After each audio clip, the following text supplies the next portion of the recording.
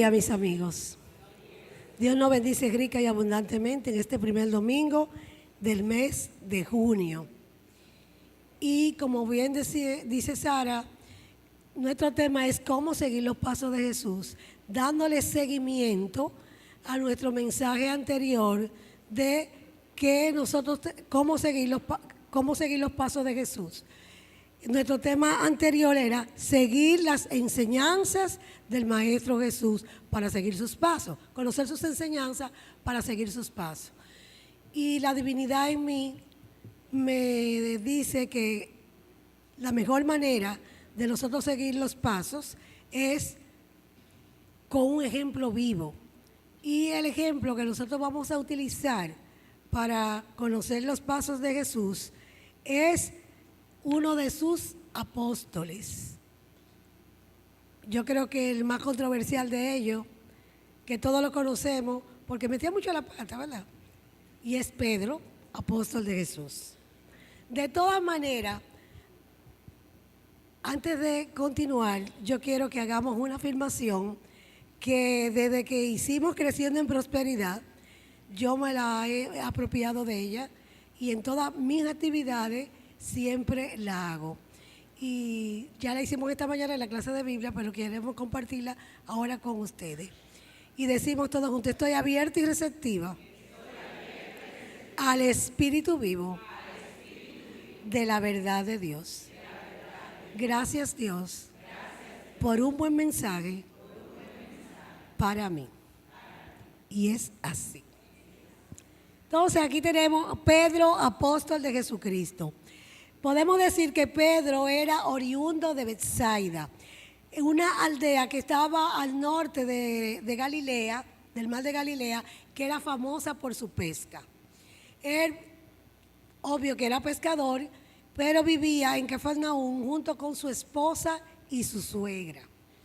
Su nombre hebreo era Simón y tenía un hermano llamado Andrés. Andrés era un seguidor de Juan el Bautista, aquel profeta que mandaba a arrepentirse y a bautizarse en las aguas del río Jordán. Resulta que Jesús fue a bautizarse al río Jordán y cuando Juan lo vio dijo: ese es el Cordero de Dios. Y entonces Andrés, que estaba cerca, que lo escuchó, de inmediato dejó a Juan el Bautista y se fue detrás de Jesús. Decidió ir a su lado, permanecer en él y seguirlo. Al día siguiente de esto, él va donde su hermano Simón a buscarlo para decirle que había encontrado al Mesías y que quería llevarlo donde él. Efectivamente, Simón va con Andrés a donde Jesús. Y cuando Jesús lo mira, lo saluda, le dice: tú eres Simón, hijo de Jonás, pero será llamado Cefas, que quiere decir Pedro.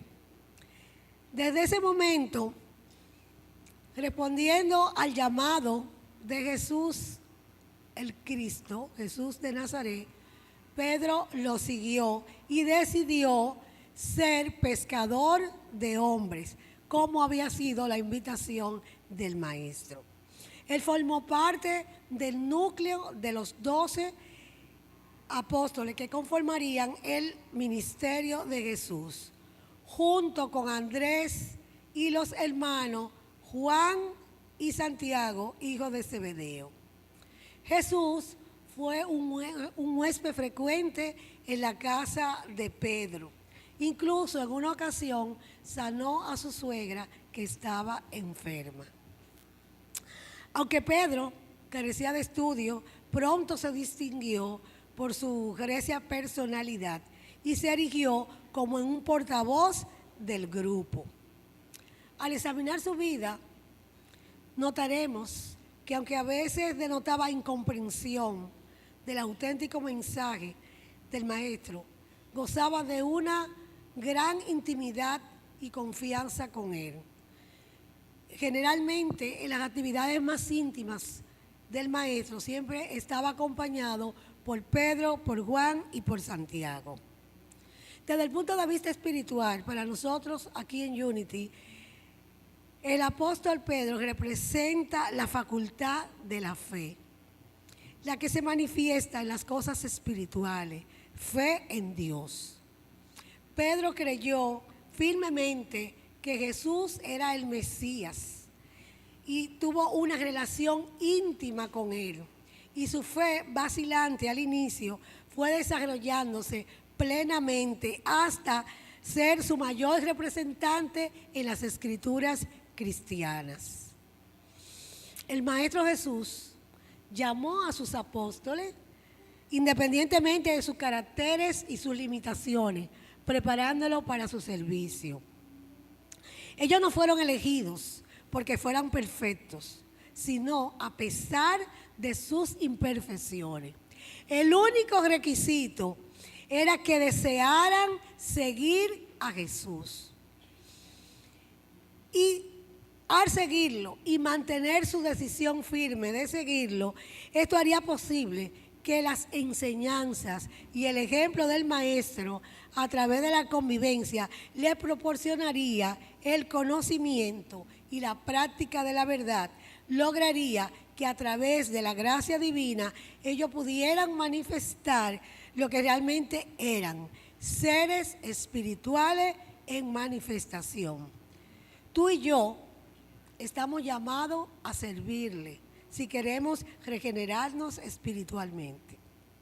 Es por eso que en esta mañana, al conocer la vida, el carácter y la actitud de Pedro en el ministerio de Jesús, podremos darnos cuenta que muchas de las situaciones que se presentaron en su vida se presentan en las nuestras. Y que también las respuestas a estos hechos acontecidos pueden también servirnos a nosotros, si al igual que él tomamos la decisión de seguir los pasos de Jesús. Lo primero que vamos a ver es su personalidad y carácter. Tenemos aquí, las citas bíblicas están ahí, donde se encuentran estas características. Era impulsivo. ¿Y cómo lo sabemos? Porque Mateo 14, 28, 29 nos dice: entonces él le respondió Pedro y dijo: Señor, si eres tú, manda que yo vaya a ti sobre las aguas. Y él dijo: ven. Y descendiendo Pedro de la barca, andaba sobre las aguas para ir a Jesús. Pero también era cobarde, porque en el versículo 30 vemos que al ver el fuerte viento tuvo miedo y comenzando a hundirse, dio voces diciendo: Señor, sálvame. También era colérico. En Juan 8, 18, 10 vemos que cuando fueron a tomar a Jesús prisionero, Simón Pedro tenía una espada, la desenvainó e hirió al siervo del sumo sacerdote y le cortó la oreja derecha. El siervo se llamaba Marco. También era compasivo. En Mateo 26, versículo 75, vemos que Pedro se acordó de las palabras que Jesús le había dicho antes de que cantara el gallo: me negarás 3 veces. Y saliendo fuera, lloró amargamente. Pero también era perspicaz. Mateo 16, respondiendo Simón Pedro dijo: tú eres el Cristo, el Hijo del Dios viviente. Pero era torpe. Mateo 16, 21, 22 nos dice: desde entonces comenzó Jesús a declarar a sus discípulos que le era necesario ir a Jerusalén y padecer mucho de los ancianos y de los principales sacerdotes y de los escribas, y ser muerto y resucitar al tercer día. Entonces Pedro, tomándolo aparte, comenzó a reconvenirle diciendo: Señor, ten compasión de ti, en ninguna manera esto te acontezca. Pero también era valiente y firme. En Hechos 5, 27, 30, recordamos cuando estaban predicando, después de la muerte de Jesús, están predicando en Jerusalén y fueron tomados prisioneros. Entonces, le dicen, cuando lo trajeron, lo presentaron en el concilio, y el sumo sacerdote le preguntó diciendo, nos mandamos estrictamente que no enseñaseis en ese nombre, y ahora habéis llenado a Jerusalén de vuestra doctrina, y queréis echar sobre nosotros la sangre de ese hombre. Respondiendo Pedro y los apóstoles dijeron, es necesario obedecer a Dios antes que a los hombres. El Dios de nuestros padres levantó a Jesús, a quien vosotros matasteis, colgándolo en un madero. Entonces, estas características de su temperamento extrovertido, activo, conjuntamente con su enérgico desempeño, ferviente fervor y rápida acción, con una tendencia natural al liderazgo, lo hicieron ocupar una posición de principalía frente a sus compañeros.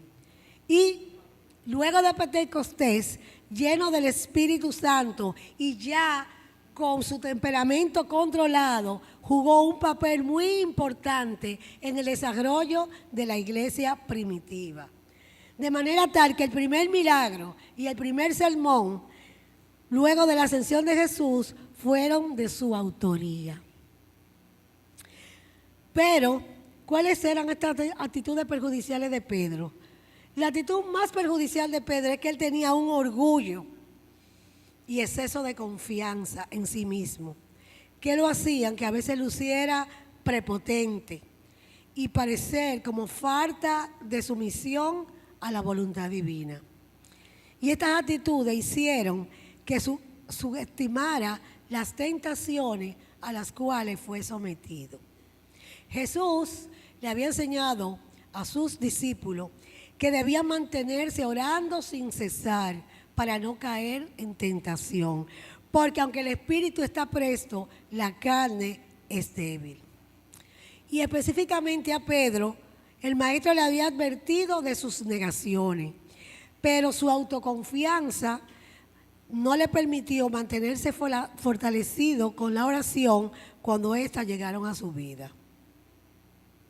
Las negaciones de Pedro nos demuestran que aunque él simboliza la fe, mientras ésta se está desarrollando en conciencia, a menudo es inconstante y vacilante, que debemos mantenernos firmes, centrados en el Cristo en todo momento y circunstancia para aumentar nuestra fe.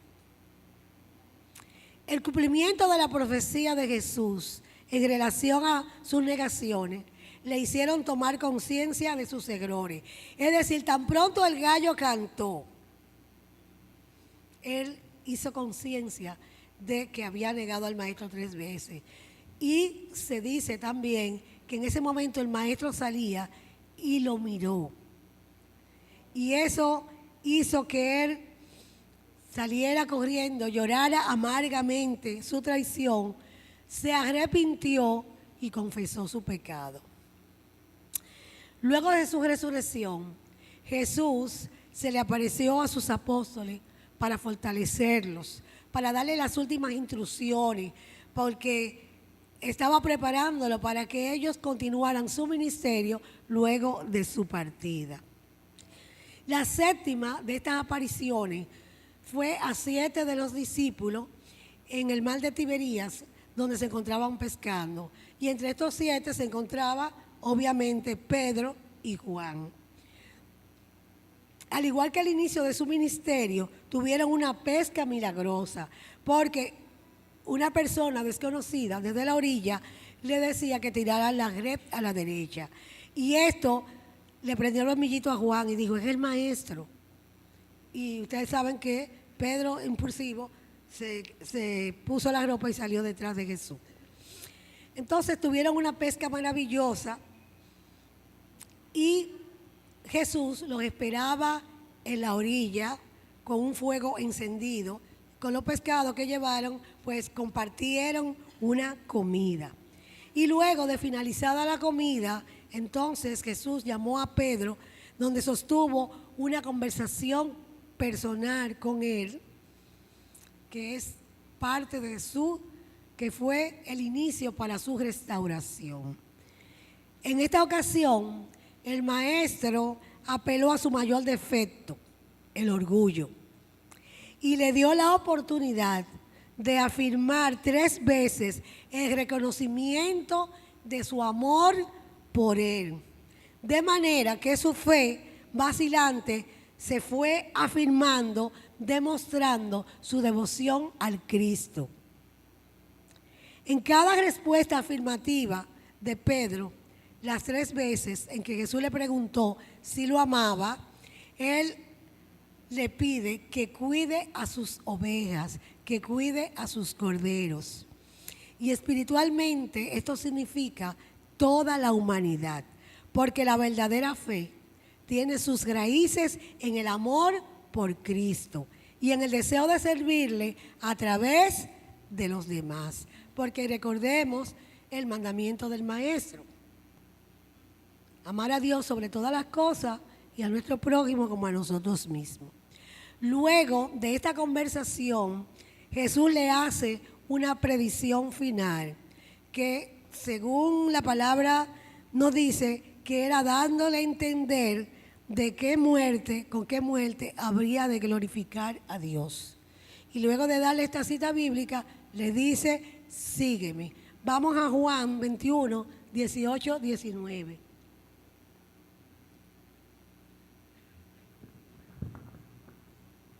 Hágase la luz. La fe, cuando empieza, cuando era joven, tú mismo te ceñías e ibas donde quería. Pero cuando llegues a viejo, extenderás tus manos y otros te ceñirán y te llevarán a donde tú no quieras. Y se hizo la luz. Amén. Nos dice nuestro cofundador, el señor Charles Fillmore, que la fe, cuando empieza a despertar al ideal crístico, ve las múltiples posibilidades que se le presentan, pero que en su madurez comprende la necesidad de servir en un sentido universal. Y que la entrega del yo personal, el ego, ese orgullo que era tan engendrado en Pedro, es la muerte por medio de la cual hemos de glorificar a Dios.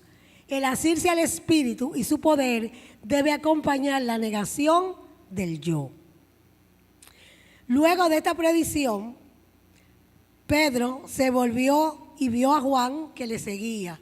Y entonces le dice al maestro: ¿y qué tú vas a hacer con él? Entonces el maestro le dio una reprimenda, porque nosotros, como decimos aquí, un boche, y le dijo: si yo quiero que él se quede hasta que yo venga, ¿qué a ti? Sígueme tú. ¿Por qué? Porque el deber más importante de cada uno de nosotros es seguirlo. Debemos hacer la tarea asignada y no preocuparnos por lo que otros hacen o dejan de hacer. La facultad de la fe debe estar bajo el dominio del Cristo. Y esto constituyó una lección valiosa para Pedro, igual que para ti y para mí. Él aprendió a no poner su mirada en los demás, ni siquiera en sus compañeros, los apóstoles, aun cuando ellos simbolizan las demás facultades espirituales. Tú haz tu trabajo, no te importe lo que haga el otro o lo que deje de hacer. Eso es lo que nosotros debemos hacer. Y de esa manera vamos bajando nuestro orgullo y sometiéndonos a ese Cristo que en nosotros mora. En su última aparición, antes de su ascensión, Jesús le da la recomendación final. Le comunica que ellos van a recibir la ayuda del Consolador, que es el descendimiento del Espíritu Santo, que le daría poder y le revelaría toda la verdad. Y que esto le iba a permitir ser sus testigos fieles, sirviendo con amor a todas las personas, proclamando su mensaje y el poder del Cristo resucitado. Esto es lo que conocemos como la Gran Comisión, que encontramos en Mateo 28, del 16 al 20, que Sarita nos va a leer. La Gran Comisión, hágase la luz. Toda potestad me es dada en el cielo y en la tierra. Por tanto, id y haced discípulos a todas las naciones, bautizándolos en el nombre del Padre, y del Hijo, y del Espíritu Santo, enseñándole que guarden todas las cosas que os he mandado, y he aquí, yo estoy con vosotros todos los días hasta el fin del mundo. Y se hizo la luz. Amén. Siendo fieles a este mandato, cumpliremos todos los requisitos de la gran comisión, que es ser sus testigos en todos los confines de la tierra, donde quiera que vayamos, sirviéndole en todas partes, hasta el máximo esfuerzo, divulgando su palabra, llevando su mensaje y proclamando el poder resucitador de Cristo. Y espiritualmente consiste en que nosotros propaguemos las buenas nuevas del Cristo morador a todos los que tengan oídos para escuchar, para ser salvados de sus limitaciones mortales. Todos los que crean y proclamen la verdad tendrán el dominio y el poder del hombre espiritual y podrán hacer sus obras, como echar fuera demonios, hablando en más lengua, sanar enfermos, levantarnos de toda situación, de toda limitación, porque el Cristo que en nosotros mora nos da el poder para realizarlo. Pedro cumplió cabalmente este mensaje. Su fe en Jesucristo fue aumentando paulatinamente y nunca más volvió a flaquear. Si seguimos conociendo de su historia, veremos que su fe era tan potente y tan firme que hasta su sombra curaba. Su entrega fue total. Se dedicó a predicar las enseñanzas del Maestro Jesús con una fe firme que motivaba a los oyentes, convirtiéndose en el líder de los primeros creyentes en la Palestina. Dirigía las oraciones, se enfrentaba a los rabinos y admitía a los nuevos adeptos no judíos, como fue su aceptación de Cornelio, el centurión romano, el cual bautizó junto a toda su familia. En el año 44 fue encarcelado por orden del rey Agripa, pero escapó milagrosamente de la prisión.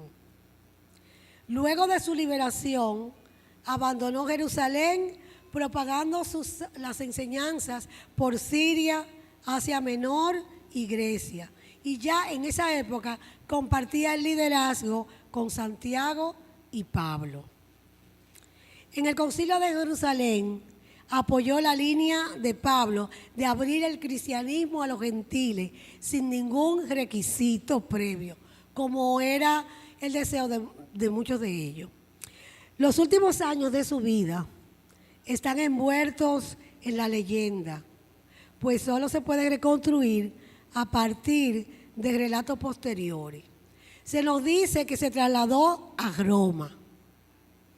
En el año 64, el emperador Nerón desató una persecución en Roma contra los cristianos. Ustedes saben la historia, le pegó fuego a la ciudad porque quería hacer una nueva ciudad y se lo pegó a los cristianos. Y se nos dice que Pedro, al inicio de esta situación, fortalecía a los cristianos que iban llevados al sacrificio. En el libro de Hechos de Pedro, que es uno de los primeros libros apócrifos acerca de los hechos de los apóstoles, existe una narración que nos habla de que Pedro logró escapar de Roma. Incluso hay una película que se llama Quo Vadis, que la presentamos aquí en un cineforum. Se nos dice que Pedro escapaba de Roma y yendo por la vía Apia se encontró con Jesús que venía cargando su cruz. Y entonces Pedro le preguntó, Quo Vadis Domine, ¿qué significa a dónde va, Señor? Y él le respondió que iba hacia Roma para ser crucificado de nuevo. Entonces Pedro, avergonzado de su actitud, vuelve a Roma a continuar su ministerio, siendo posteriormente martirizado y crucificado cabeza abajo por no considerarse digno de morir como su maestro. En el lugar de su martirio, según la tradición, se construyó la Basílica de San Pedro en la ciudad de Vaticano, en la cual reposan sus restos. La Iglesia Católica lo considera el príncipe de los apóstoles y también lo ha considerado el primer papa. En las escrituras cristianas tenemos 2 epístolas que llevan su nombre y el Evangelio de Marcos, que está basado en sus memorias. Entonces vemos la restauración de Pedro. Pedro, con humildad de corazón, confesó su falta y arrepentimiento, pidió perdón, recibió el aliento que necesitaba, fue fortalecido, sus fuerzas restauradas y su fe vacilante se convirtió en una fe poderosa, centrada en su Cristo morador. Se apropió de la promesa del rey David en su Salmo 55, 22, que nos dice que Dios quiere llevar nuestras cargas, solo confía en Él. Echa sobre Jehová tu carga y Él te sustentará. Entonces, mis queridos amigos, en esta mañana yo te digo que si te sientes desalentado, afligido, derrotado por haberle fallado al Señor, si te sientes incapacitado para tomar tu cruz y seguirle, porque eres rebelde, impulsivo, orgulloso, si a pesar de todo eso también crees en Jesús, que Él fue el Mesías y lo amas con todo tu corazón, entonces tú y yo estamos capacitados para seguir el ejemplo de Pedro y ser un seguidor de los pasos de Jesús. Ha llegado el momento de que reconozcamos nuestros errores, que abiertos y receptivos pidamos y recibamos el perdón y el amor misericordioso de Jesucristo, que nos liberará de faltas del pasado y de sus consecuencias. Reconoce en fe que Dios es capaz de restaurarnos por su gracia y por su misericordia, de convertirnos en nuevas criaturas llenas de gozo, de esperanza y confianza, para cambiar nuestra tristeza en baile y ser más que vencedores. Él solo requiere tu aceptación, mi aceptación y el deseo de servirle con amor al seguir sus pasos.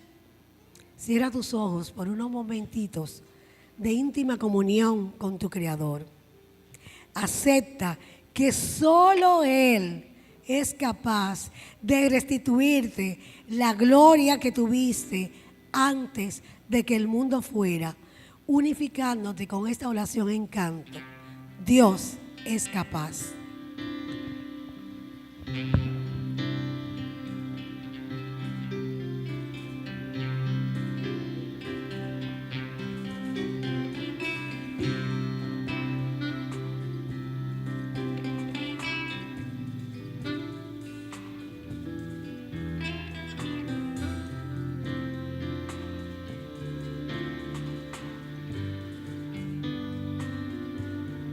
Dios es capaz de mover las montañas, de calmar la tempestad, de abrir el mar otra vez. Dios es capaz de suplir tu necesidad,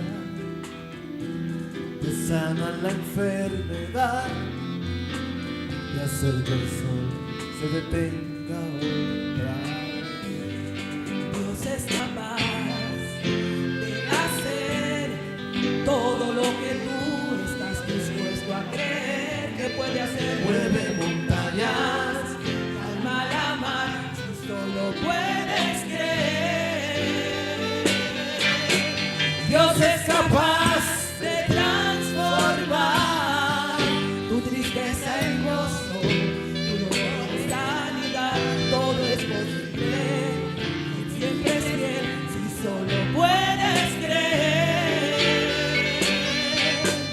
Dios es capaz.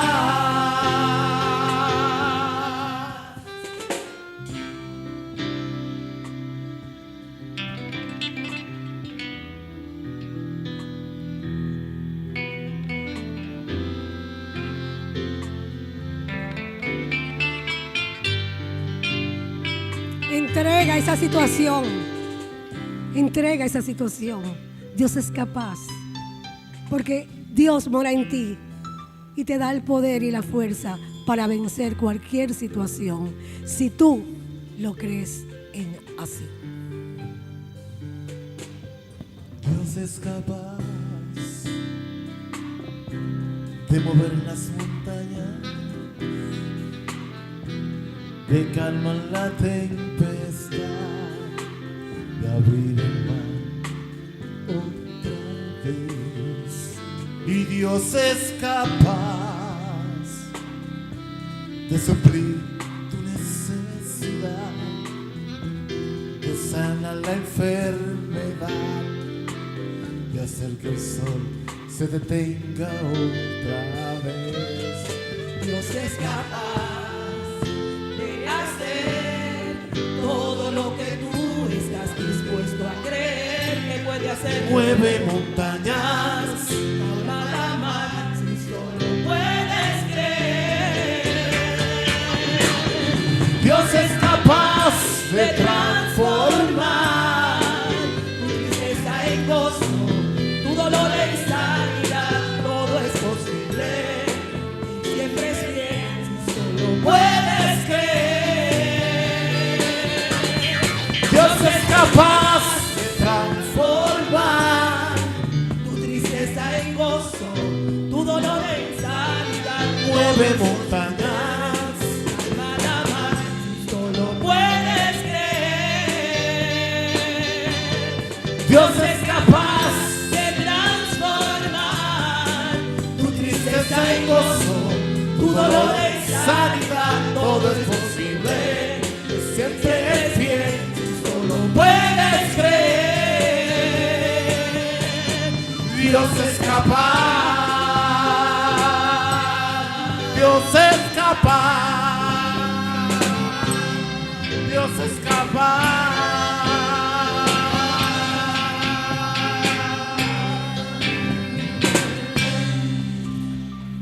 Amén. Dios es capaz, mis amigos. La única condición es si lo puedes creer. Y ese es nuestro deseo, que lo creamos. Y esta vida de Pedro nos demuestra que sí es posible. Porque analizando la vida de él, nosotros podemos notar que fueron muchas las ocasiones en las que la palabra y acciones de Jesús lo desconcertaran, a pesar de su amor y su creencia en él. Por ejemplo, cuando Jesús alimentó milagrosamente a cientos de personas y ella, al ver este milagro espectacular, decidieron coronarla como rey, Jesús se apartó y se fue para evitarlo y les ordenó a los discípulos que se montaran en la barca y lo siguieran, que se juntaban en Capernaum. Seguramente que esto lo desconcertó, porque ellos entendían que eso era algo bueno, porque si Jesús era el Mesías y ya el pueblo lo captaba con este milagro espectacular, obvio que era mejor que lo coronaran como rey, porque era el Mesías que tanto tiempo se había esperado. Sin embargo, Jesús le dijo, se fue y le dijo a ellos que se fueran. Esa misma noche, Pedro lo vio caminar sobre las aguas en medio de la tormenta, dirigiéndose a la barca. Incluso pensaron al principio que era un fantasma. Y nueva vez Juan dijo, es el maestro. Y entonces Pedro, al reconocer su presencia, bueno, vamos a decir que hay que reconocerla, porque dijo, si eres tú, mándame que yo vaya donde ti. Eso era como para confirmarlo, ¿verdad? Y efectivamente el maestro le dijo que fuera y él comenzó a caminar sobre las aguas. ¿Y por qué es la fe? Y la fe toma la acción. Comenzó a caminar. Y mientras mantuvo su vista firme, fija en el maestro, caminó sobre las aguas. Pero al momento que desvió su mirada y vio las olas y la oscuridad, y dijo, y es loco que yo estoy, comenzó a hundirse. Y en ese momento que se está hundiendo, le dice, sálvame, maestro. Y aquí él aprendió una lección que nunca olvidaría. Porque en el medio del temor, cuando él le clamó al maestro para que lo salvara, el maestro de inmediato lo socorrió. Y esta lección, como le dije, que él aprendió, impactó tanto en su vida que eso le permitió que fuera parte de su enseñanza en sus prédicas, porque él afirmaba con certeza que todo el que invocare el nombre del Señor será salvo. Y eso lo aprendió desde aquí. Pero siguiendo con la multitud que no se conformaba, que había dejado de ver a Jesús, pero la multitud también siguió caminando y en la mañana lo encontraron a Jesús. Pero Jesús sabía que ellos los estaban siguiendo no por la enseñanza espiritual, sino por los panes y los peces. Y los reprendió porque ellos solamente estaban buscando beneficios físicos, dando la enseñanza, y aquí fue que él le dio la enseñanza que se conoce como el discurso del pan de vida, que está en Juan 6, 25, 27, que yo les sugiero que lean en su casa, porque esto es parte de lo que, de la forma indirecta de lo que queremos tratar con relación a Pedro. Pero la gente, cuando él le dio este discurso, quería saber cómo ellos podían hacer la obra de Dios.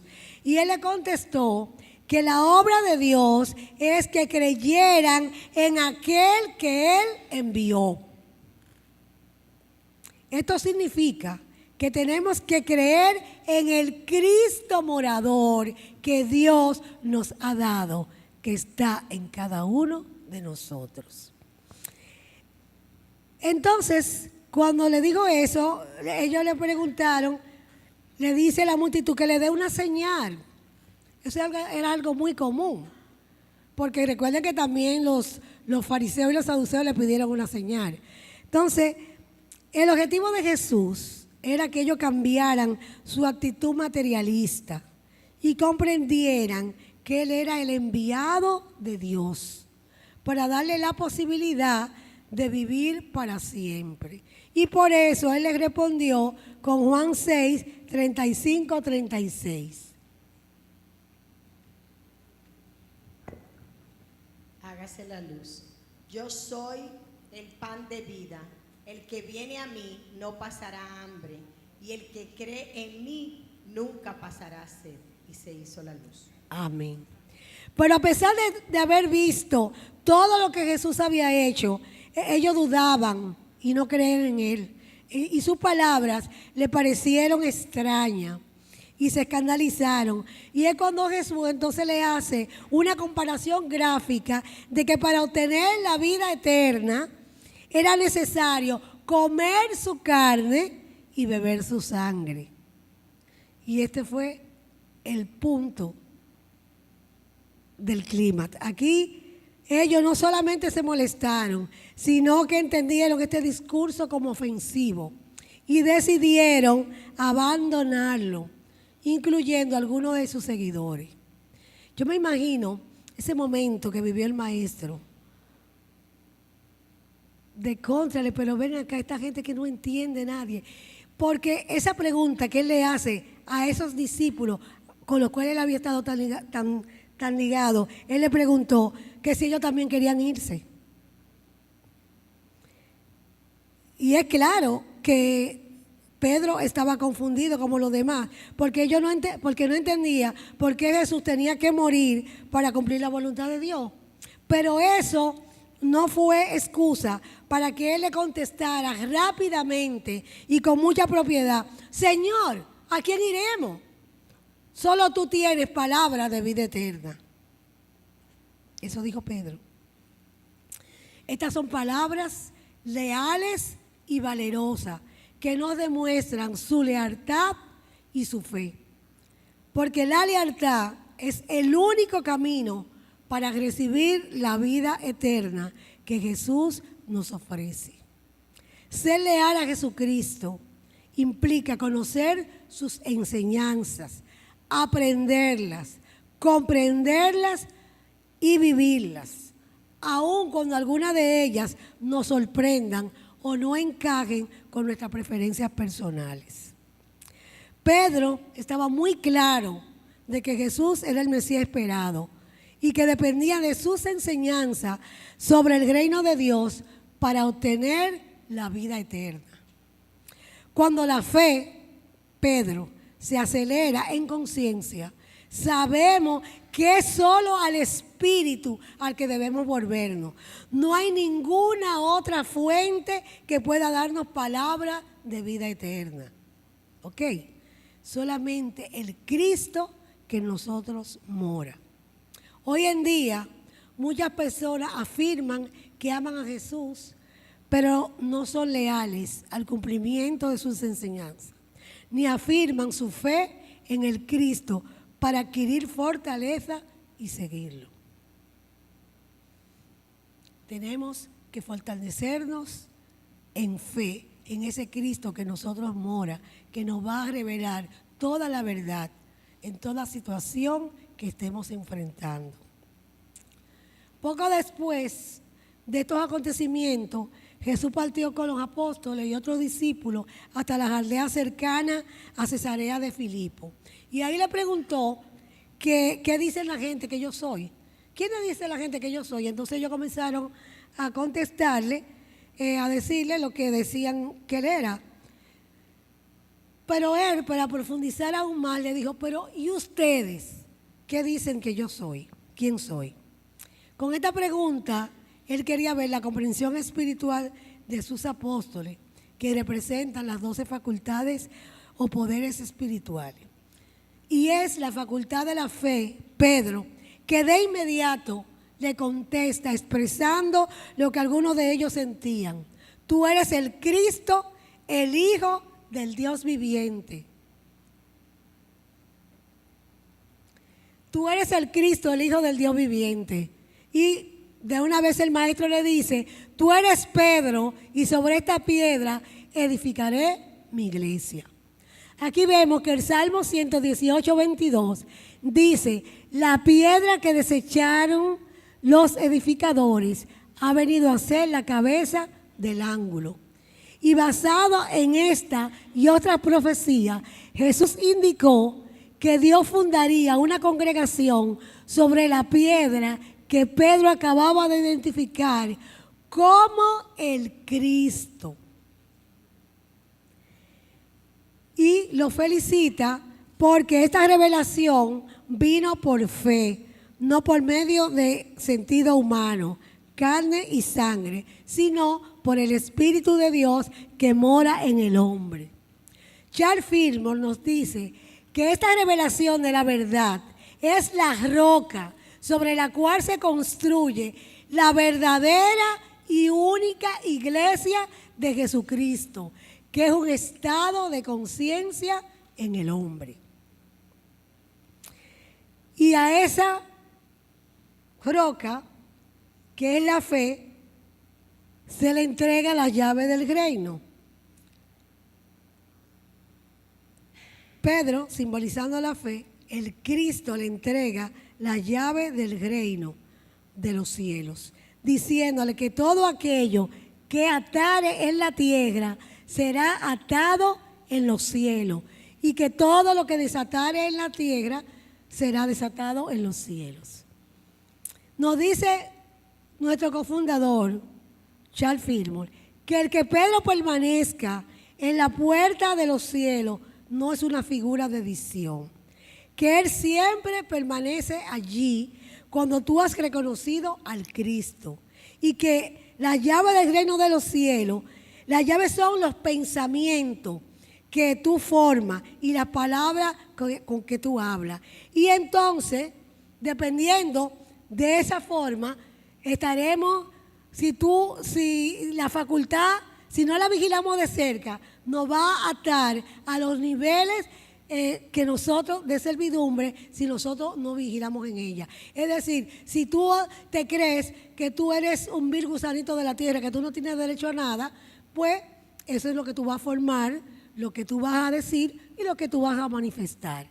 Entonces, nosotros tenemos que permitir, debemos de estar prestos para que esa facultad de pensar no nos ate a los asuntos terrenales, porque vamos a estar limitando o atando las ideas, el cielo, y nos convertiremos en esclavos de condiciones materiales, cerrándonos gradualmente a cosas más elevadas.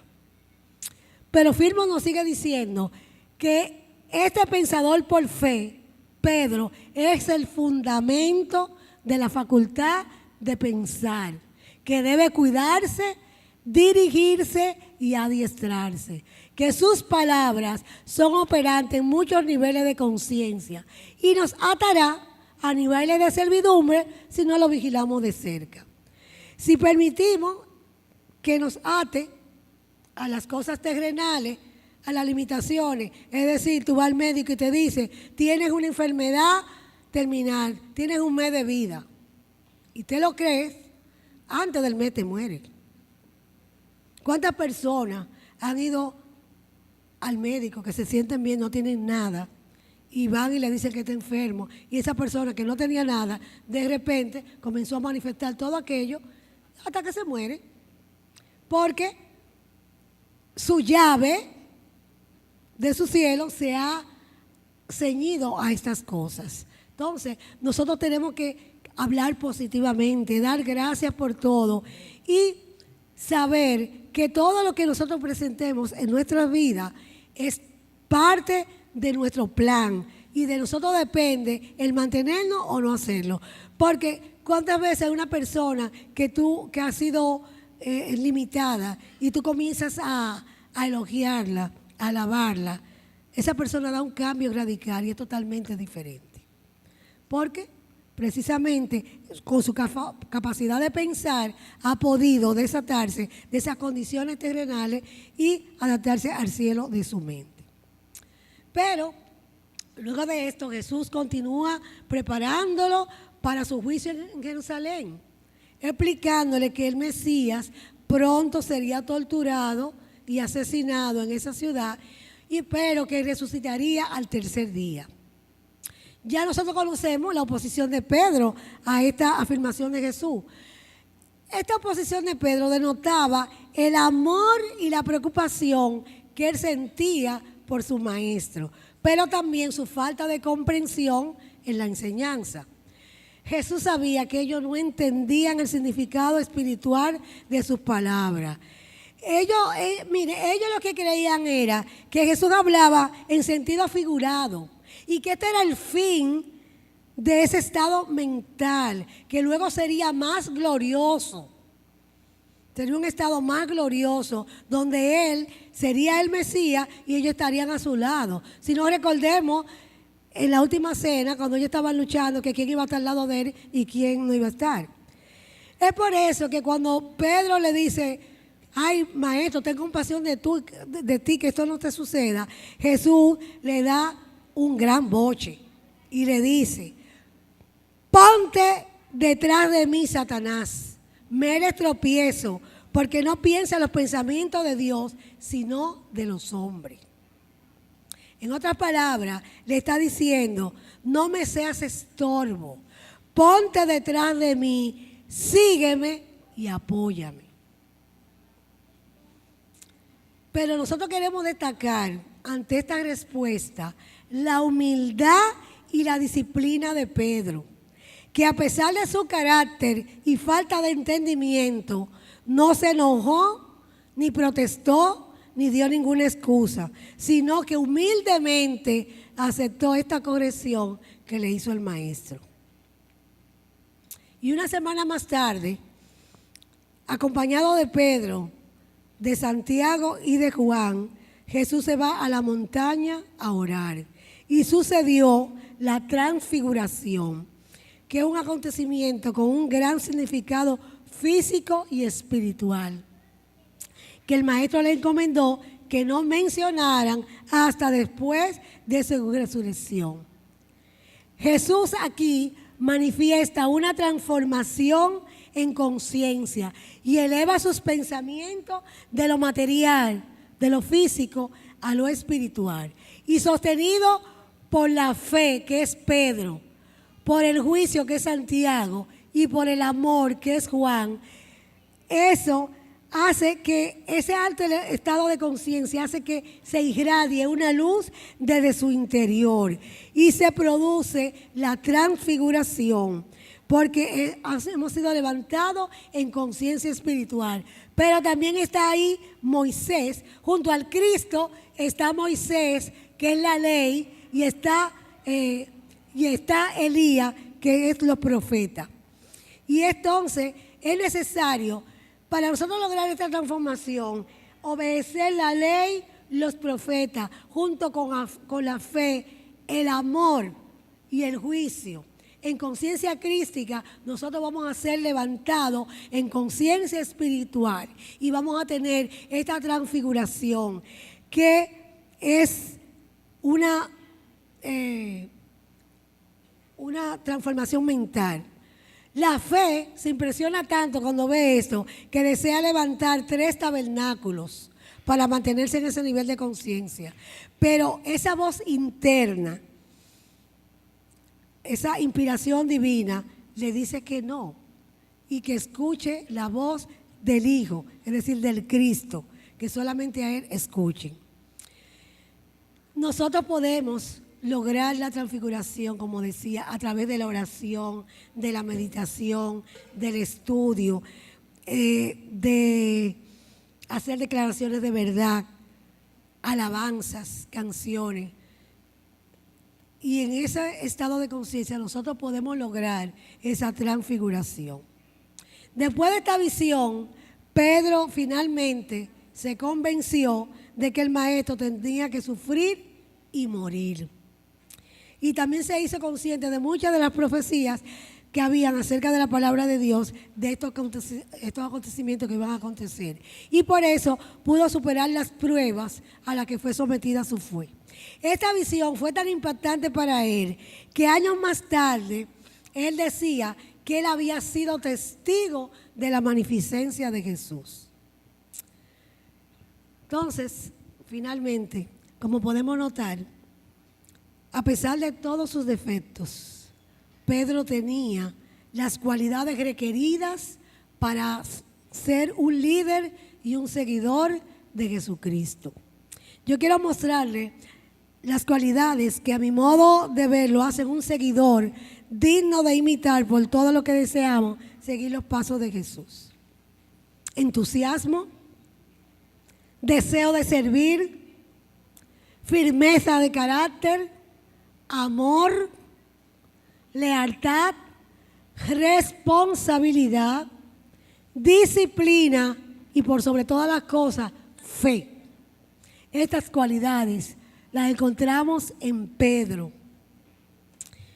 Por eso concluimos que él tuvo sus defectos y sus virtudes, pero que eso no fue excusa para que él se limitara a seguir los pasos de Jesús.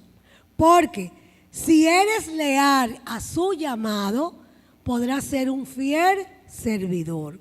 Porque Dios no hace acepción de personas y nos ama a todos por igual.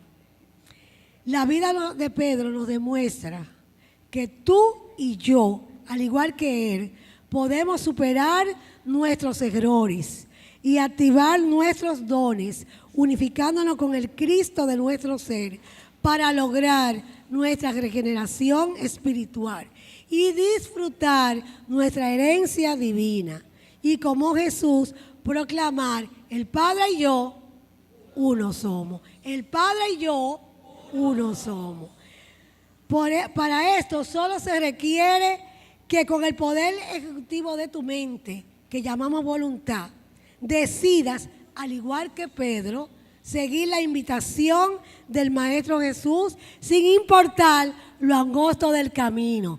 Ven y sígueme.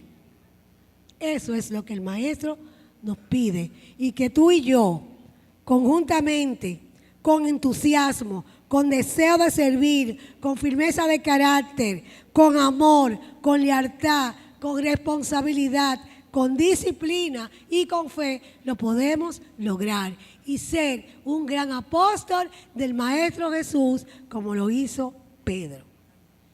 Y si es así, que Dios lo bendiga. Amén.